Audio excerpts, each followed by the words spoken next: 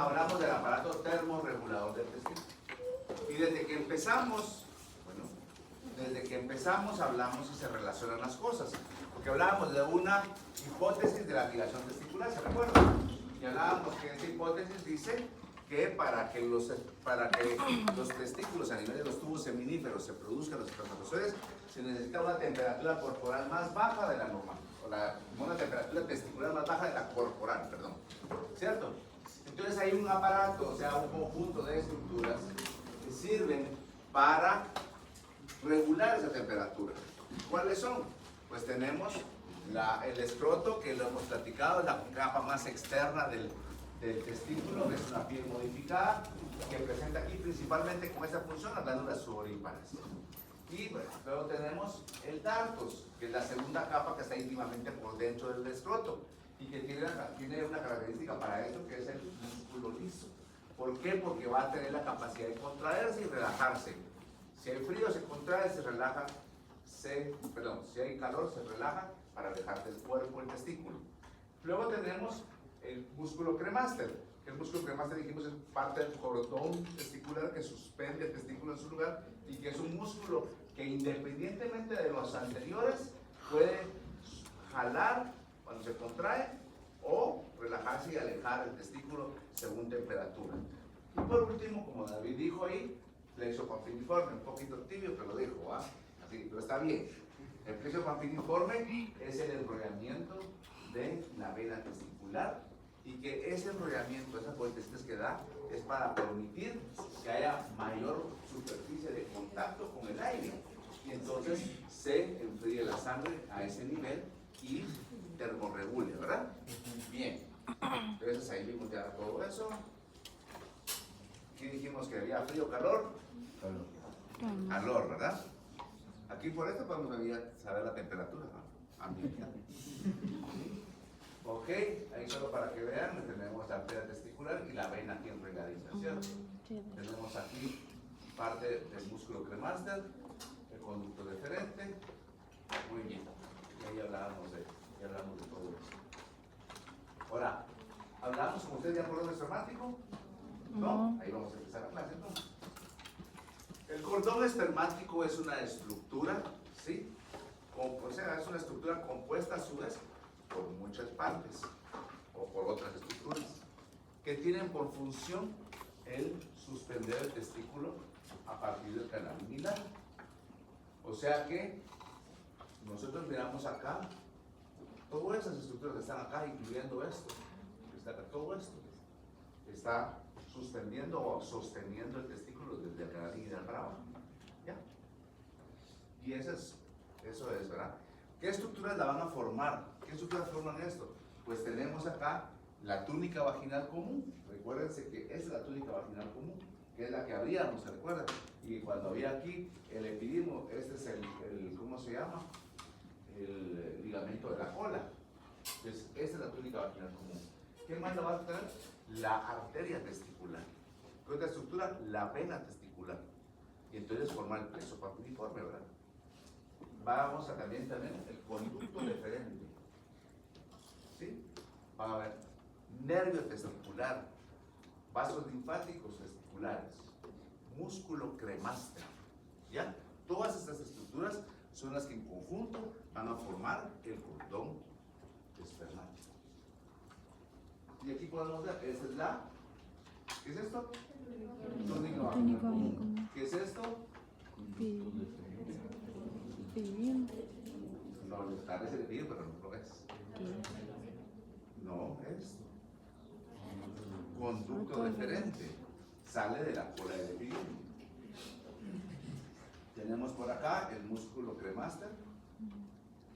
Luego tenemos aquí parte de la arteria y vena testicular, plexo panfiliforme. Lo que corresponde al nervio y al linfático no se observa ahí, ¿verdad? Pero está. ¿Ok? Muy bien. Aquí igual, ¿verdad? Tenemos acá la túnica vaginal común, el conducto deferente. Podemos incluir otra estructura, que es esta que casi nunca le ponemos la atención, que es la arteria del conducto deferente. Es otra estructura que está en el cordón espermático. Porque el conducto deferente tiene su propia arteria, ¿eh? Y aparte está esto. Bien, de ahí tenemos técnicas de esterilización. Cuando hablamos de técnicas de esterilización es como a los machos de los animales vamos a evitar que ellos puedan entrar a la hembra. Y es a través principalmente de dos formas. Una es la orquiectomía o castración y la otra es la vasectomía. A ver, Milton, ¿sabes la diferencia? Si no estoy mal, creo que en la castración o orquiectomía se retira como tal el testículo y en la vasectomía solo se corta el conducto deferente. Si no estoy... Así es, cabal, gracias. Digamos, la orquiectomía o castración es la eliminación quirúrgica del testículo. ¿Sí? Entonces ahí ya no se produce nada, a nadie. En el caso de la vasectomía, como bien lo dijo Milton, lo que se hace es en el conducto deferente. Ese conducto deferente se va a seccionar, se va a cortar y se va a ligar de los lados. Entonces ahí ya no hay puentecito que pase, ¿verdad? A veces dicen que si solo se liga, podría haber, dependiendo la suerte, en que el conducto interno del conducto deferente no se ocultere completamente y podría en un momento dado dejar pasar el espermatozoide. Entonces, conozco por ahí algunos que son hijos de la vasectomía.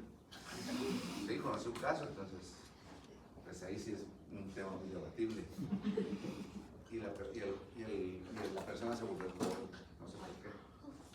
Pero bueno, a ver, va. Dios los libre.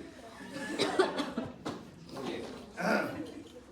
¿Conocen qué es esto? ¿Algunos tienen relación con esto? Es esto que se llama aquí, se llama emasculador. El emasculador es un instrumento que se utiliza algunas veces para la orquiectomía. Lo utilizan más en caballos, ¿verdad? Donde aquí, en esta parte de aquí, es donde se va como una tijera pinza que va el cordón espermático, donde está la vena testicular, ahí se va a meter acá, corta y al mismo tiempo va a ligar, ¿verdad? Se deja un tiempo ahí, entonces ya. Pero tenemos las técnicas de esterilización solo para, esta no es clase de cirugía, pero solo en cuestiones prácticas, pues hay diferentes técnicas, me recuerdo yo mis tiempos de vaquero, digamos, el testículo, recuerden que hay un paso en medio, hay algunas técnicas, algunos que hacen incisión aquí, doble incisión, sacan el testículo, y normalmente la vena jalan, y donde está el cordón espermático, donde está la arteria testicular, la revientan. En bovinos se revienta, o sea, se puede gastar un poquito con la parte roma de la navaja y estirar, y cuando se rompe, lo que sucede es que la arteria, como se va jalando como que es una vejiga, al romperse se oblitera y ya no sangra, ¿verdad? En caballos hay que ligar, en cerdos adultos hay que ligar, en lechones pues se puede romper, perros y gatos hay que ligar, ¿verdad? La otra técnica un poco más sencilla es, digamos, presionar completamente. Entonces aquí esto, al presionar, se vuelve como más rectecito. Y se puede hacer una incisión aquí abajo. O sea, si los agarramos así, una gran incisión. ¿Me explico? O, en otro caso, se puede cortar primero aquí arriba. Y luego se presiona y por acá va a salir. Se mira la cola de equilibrio más o menos aquí o aquí abajo. Entonces se va sacando y se incide la túnica vaginal común y ya sale todo el testículo. Presiona y se mira cuando hagan una esterilización de macho en cualquier especie, van a ver ustedes cabalmente cuando se incide la túnica vaginal común, se presiona y sale el testículo, que es la túnica vaginal propia. Y ahí ya se puede hacer, jalar para hacer la ligadura, ¿verdad? Entonces son diferentes técnicas, solo se las menciono, no es clase de cirugía ni mucho menos. Ahora vamos a hablar de la uretra. Si se dan cuenta, venimos desde el testículo y como vimos las diferentes capas, mencionamos la ubicación, las relaciones anatómicas y vimos luego la parte interna, que se llama el parénquima. Mencionamos que estaba formado por la mayoría de tubos seminíferos y por células intersticiales un poquito, y que los tubos seminíferos están formados por células receptor, que sujetan ahí y que producen estrógenos, pero también están formados por células de la capa germinativa, que es la que produce espermatozoides. Y luego la otra porción pequeña es las células intersticiales o del Leydig, que producen testosterona. Pero luego vimos que en esos tubos seminíferos folículos, se van a producir los espermatozoides y van a llegar por tubos rectos hacia el mediastino testicular a una estructura que se llama red de Pescis. Y luego va a viajar por conductos eferentes hacia la cabeza del epidídimo. El epidídimo dijimos que es una estructura muy vascularizada, muy inervada, que tiene por función la maduración de los espermatozoides y que está atravesado por un conducto epididimario muy flexoso, que tiene una cabeza, un cuerpo y una cola. Y la cola se continúa, ahí sale el conducto epididimario y se convierte en conducto deferente. Y ese conducto deferente va a llegar a desembocar a la uretra. ¿Se recuerdan ustedes que había una ensanchamiento, de este por crecimiento de tejido glandular, que son las ampollas del conducto deferente o glándulas ampulares? ¿Se recuerdan? Bueno, entonces, ¿a dónde va a desembocar? A la uretra. Y la uretra prácticamente es un conducto tubular que conduce tanto el eyaculado como la orina hacia el exterior, ¿verdad? Porque ya se recuerdan ustedes entonces que cuando empezábamos a hablar del aparato urogenital, decíamos que porque embrionariamente se van a originar en el mismo lugar y en su desarrollo embrionario fetal hay cierta diferenciación, pero hay estructuras como la uretra que van a permanecer con el mismo uso, con la misma función del aparato reproductor y el aparato urinario, ¿sí? Entonces, la uretra es esa estructura que va a conducir los eyaculados o la orina hacia el exterior. ¿Dónde se origina? Se va a originar en el cuello de la vejiga, o sea, después del cuello de la vejiga, ¿cierto? ¿Y dónde va a finalizar? En el meato urinario externo. ¿Sí? ¿Cómo se divide la uretra? La uretra se divide en dos partes. Una parte intrapélvica, que significa que está dentro de la pelvis, adentro del animal, y una extrapélvica, que también se conoce, o sea, que está fuera del animal, y que también se conoce como uretra peniana. ¿Sí? La extrapélvica también se conoce como peniana, ¿por qué? Porque está dentro del pene. La uretra intrapélvica, entonces si nosotros miramos el dibujito todo green, tenemos aquí lo que hemos visto siempre, la vejiga urinaria, y a partir del que es el cuello de la vejiga, es aquí para acá, ya es la uretra. Vean que la desembocadura de los uretras está todavía en el cuello de la vejiga, pero aquí hay una desembocadura, pero esta es de los conductos deferentes, ya es en la uretra. No confundir, ¿verdad?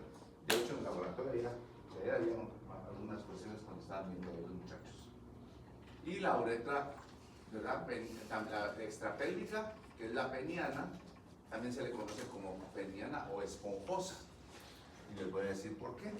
Porque ahorita que miremos el pene, vamos a ver que está compuesto por 3 columnas de tejido eréctil. Tenemos una carita. Y aquí presenta la uretra. O sea, en la columna ventral, pero solo para adelantarme un poquito, sea más esponjosa, porque está alrededor de un tejido que da la apariencia de esponja, porque tiene mucha implicación. ¿Ya? Entonces, a la uretra extrapélvica se le conoce como peniana o esponjosa. ¿Quedó claro? Bien. Entonces, como todas las estructuras u órganos cavitarios, pues tienen sus diferentes capas, ¿ah? Tienen la serosa, ¿sí? Va a tener una muscular, una submucosa, que es donde sale la irrigación propia, y va a tener una mucosa, ¿sí?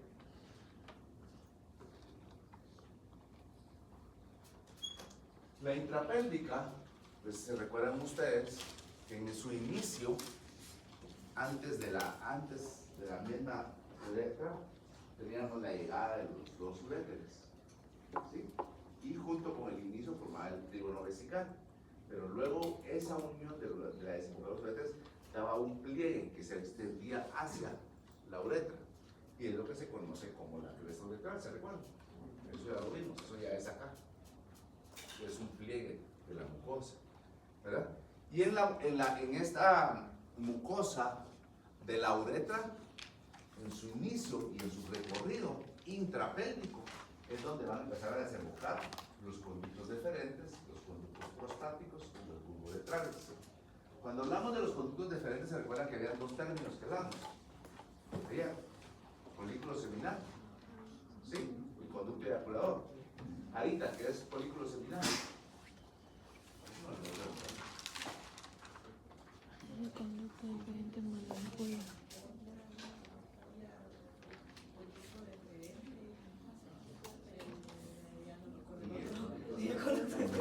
O sea, ¿se recuerdan ustedes? El folículo seminal es en las especies, todavía no vimos cuáles porque no hemos visto glándulas accesorias, pero en las especies en las que el conducto deferente, se recuerda que se ensancha, y ese ensanchamiento era el crecimiento glandular.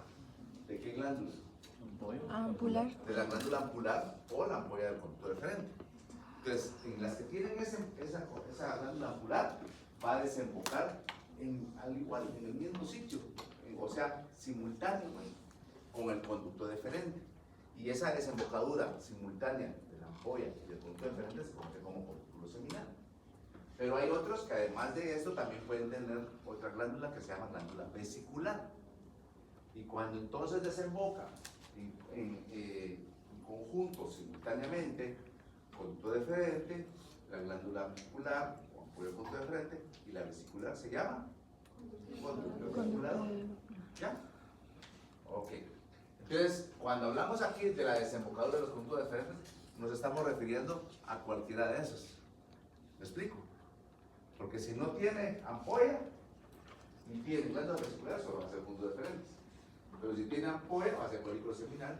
Y si tiene ampolla más la glándula vesicular, va a ser Conducto eyaculador. entonces van a estar, eso está contenido en esto de acá, ¿me explico? Ahora, por aparte, va a tener la desembocadura de la próstata a través de pequeños conductitos prostáticos y va a tener también la desembocadura de las glándulas bulbouretrales a través de sus conductos bulbouretrales. ¿Está claro? O sea, eso se va a dar en este recorrido de aquí, que es el intrapélvico. ¿Ya? Más o menos ahí en esa parte. Aquí está la vejiguita, luego este recorrido que va por acá. Qué foto más fea. Digamos. Entonces, la siguiente estructura es el pene. El pene se define como el órgano copulador del macho, ¿sí? O sea que el pene tiene la función, bueno, varias funciones. Como órgano copulador del macho, pues obviamente va a ser el órgano del macho que va a participar en la cópula. Es el que penetra la vagina de la hembra con fines de depositar internamente los espermatozoides, ¿verdad? Para que estos ya empiecen su recorrido, ¿verdad? Para la fecundación. Pero aparte de esto, como está internamente, está atravesado por ¿quién? Por la uretra.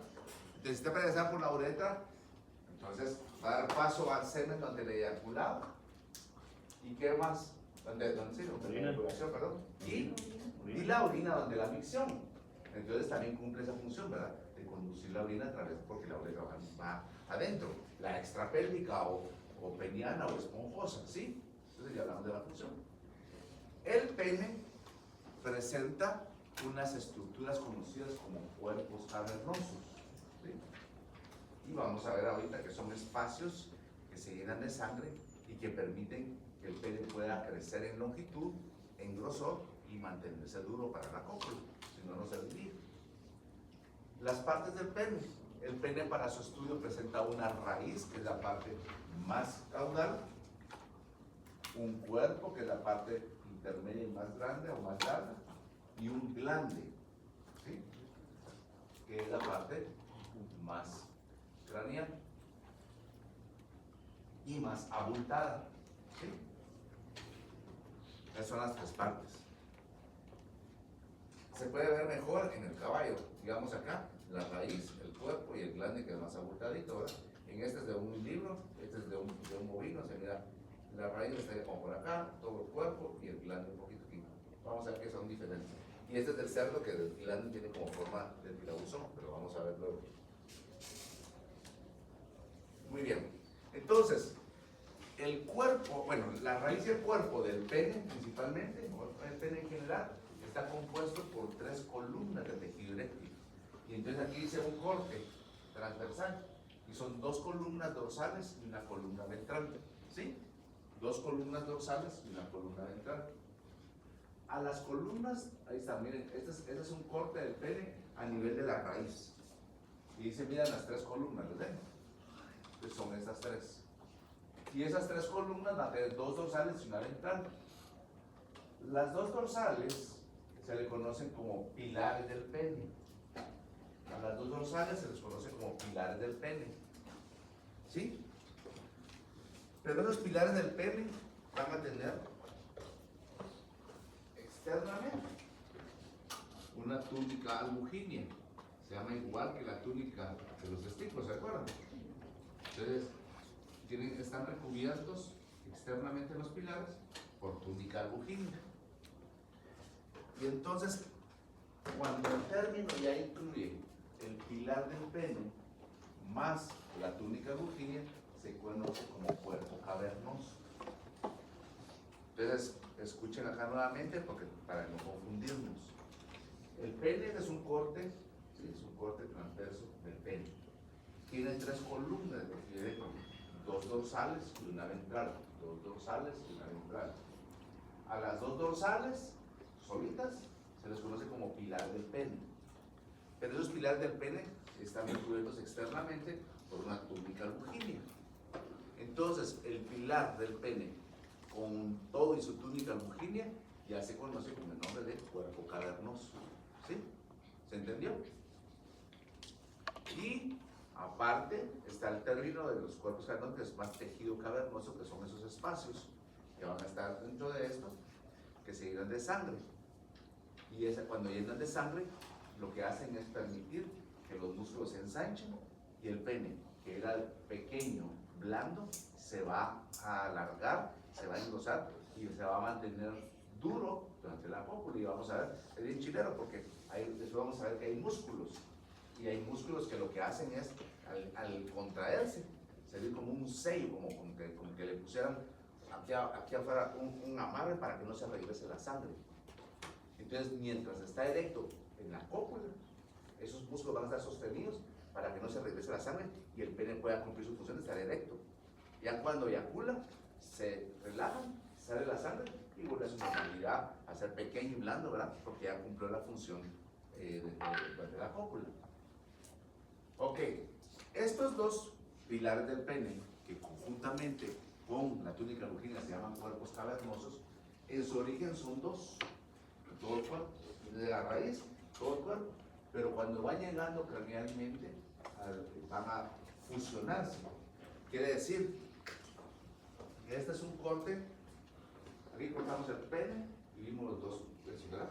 Que están en la raíz y en el cuerpo, pero ya cuando se hace más craneal, se unen y se vuelve uno solo. ¿Ya? Y ya no es una separación como tal, ¿verdad? Excepto en el perro, que en el perro permanecen separados hasta adelante. Ven aquí, ya se unieron. ¿Sí? Ahí está, ¿no? Me parece carita. Ok, entonces vean, hay una irrigación bastante fuerte. ¿Por qué? Porque van a llenar esos espacios cavernosos durante la erección, ¿verdad? O sea, ese es el mecanismo que funciona, ¿sí? Y aquí tenemos con su túnica albuginea. ¿Okay? Muy bien. Ahora vamos a hablar de la tercera columna de tejido que está formando. Y la tercera columna es una columna ventral, que ya les dije, ya les adelanté a ustedes, que se llama cuerpo esponjoso. Se llama cuerpo esponjoso porque el tejido que está alrededor de la uretra. Entonces vamos a hablar. La columna ventral, ¿sí? Es el cuerpo esponjoso. Tiene la característica de que en ella va a estar, o sea, en toda esa columna ventral va a estar la uretra. O sea, está atravesado completamente por la uretra. Y se llama tejido esponjoso porque alrededor de la uretra va a haber un tejido que da, en el corte, si lo miramos, se mira como una esponjita. La esponja está como llena de huevitos, ¿verdad? Pero es porque ahí va a haber mucha irrigación. ¿Sí?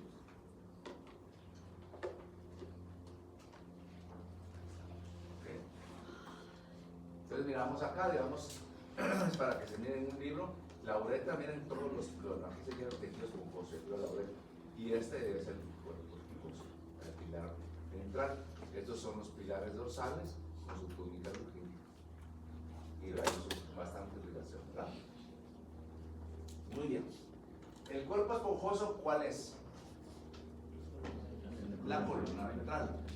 ¿Qué tiene característica la columna ventral? Dos cosas. Muy vascularizado. ¿Ah? Muy vascularizado. Muy vascularizado, que la pared esponjosa. ¿Y qué otra?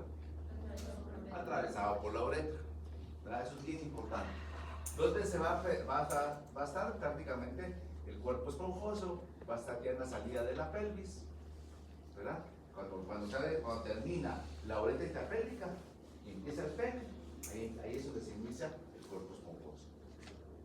¿Y dónde va a finalizar? En el glande, que es la parte ensanchada, libre, más craneal del pene, ¿sí? Ahora, este cuerpo esponjoso, que es la columna ventral, ¿sí? Durante todo su recorrido hasta el final, va a presentar dos ensanchamientos. Quiere decir que la columna ventral, ¿sí?, que se llama cuerpo esponjoso, en su recorrido va a tener primero un ensanchamiento y al final otro ensanchamiento. Son dos ensanchamientos. Y los ensanchamientos se conocen primero como bulbo del pene, ¿sí? Bulbo del pene. El bulbo del pene es la parte que está en el primer ensanchamiento, que está en la parte más caudal.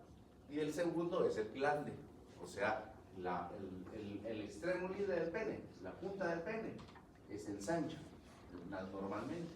Y ese es el ensanchamiento del cuerpo esponjoso.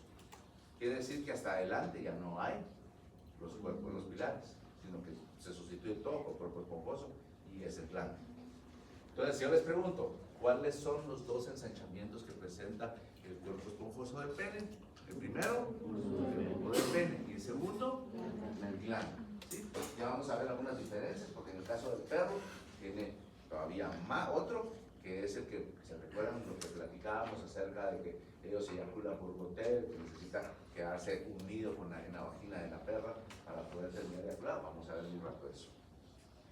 Entonces, continuando, tenemos el primer ensanchamiento se conoce como bulbo del pene, ¿sí? Y el segundo como glande. Ahí está, aquí lo que miramos principalmente es el glande. Ahora, la uretra inicia ¿en dónde? En el cuello de la vejiga, ¿sí? Tiene una porción intrapélvica, ¿sí? Que es toda la que está dentro de la pelvis. Y una porción extrapélvica. Dos nombres de la extrapélvica: penia, nabo esponjosa. Y al final, la termina en el orificio del canal externo, ¿ya? En el orificio del canal externo, que es prácticamente en la punta del pene, en el glande, va a haber un orificio. Y ese es el orificio uretral externo, ¿verdad? Que es donde va a salir la orina o va a salir el eyaculado. Ahora, esta finalización, este orificio uretral externo, varía a veces según especie. Y ahí viene una diferencia, ¿sí? Y en el caso este es de un equino. Y miren que aquí se proyecta un poco hacia afuera, ¿verdad? Ya vamos a ver ahorita. Eso que proyecta hacia afuera significa o se conoce como proceso uretral externo. Quiere decir que normalmente si nosotros venimos aquí en el pene, sufre un ensanchamiento, ¿sí? Este es el glande, ¿ya? Y aquí adentro, ¿qué va? La uretra. Y en mayoría de especies aquí hay un orificio que está al ras, y es el orificio uretral externo. Pero en el caso de algunos animales como el caballo y los rumiantes pequeños, venimos acá, el glande, y aquí vamos a ver que se proyecta la uretra más allá del glande. ¿Me explico? Como que el tubito, que es la uretra, se sale del glande. ¿Me explico? Y eso se conoce como proceso uretral externo. ¿Se entendió? ¿Sí? Y eso es bien importante en el caballo, no sé, bueno, puede ser que como el caballo tiene el pene muy grande y también la eyaculación tiende a ser uterina, pero en el caso de los borregos y de los machos cabríos, que tienen el proceso uretral externo todavía más largo, por eso es que la inseminación artificial en esas especies es un poco complicada y requiere más trabajo. ¿Ahora por qué? Porque ese proceso uretral del macho cabrío y del borrego penetra el cervix. y deposita el semen intrauterino, ¿ya? Entonces, y como son bebés muy pequeños, a veces hace dificultoso, a veces la inseminación artificial en ellos puede ser inclusive quirúrgica, ¿verdad? Entonces, ¿por qué? Porque tiene esas variaciones, ¿ok? Muy bien.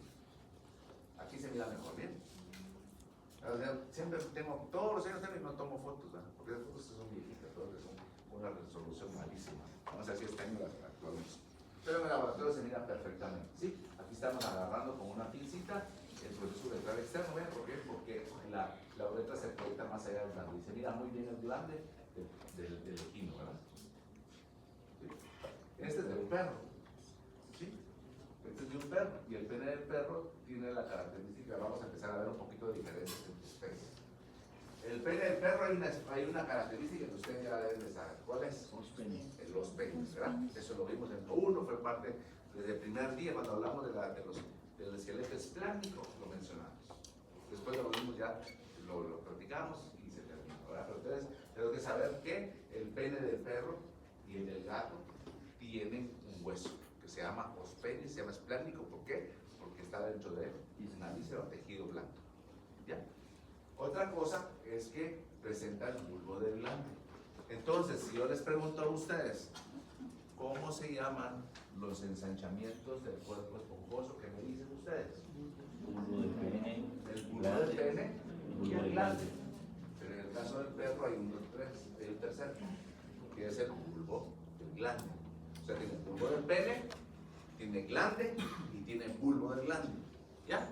Y ese bulbo del glande es el que se ensancha ante la cópula y el que permite que se quede así vulgarmente llamado, trabado el perro, porque se ensancha ahí, pero es para permitir la eyaculación completa en la vagina, ¿verdad? ¿Me explica?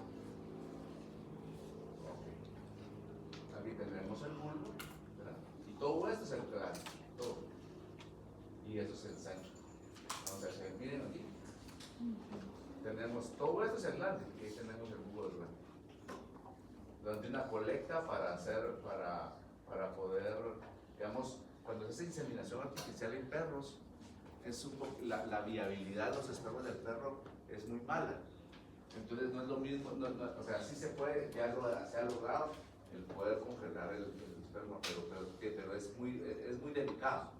Entonces lo que se hace más fácil para una inseminación es que se tiene la hembra, ponemos el macho atrás, el macho se estimula por las feromonas y luego se masturba el perro y se colecta, aquí se está masturbando el perro, ya que y esta mano de atrás, que es esta que está, esta es una foto y esta es otra, pero esta no es mía.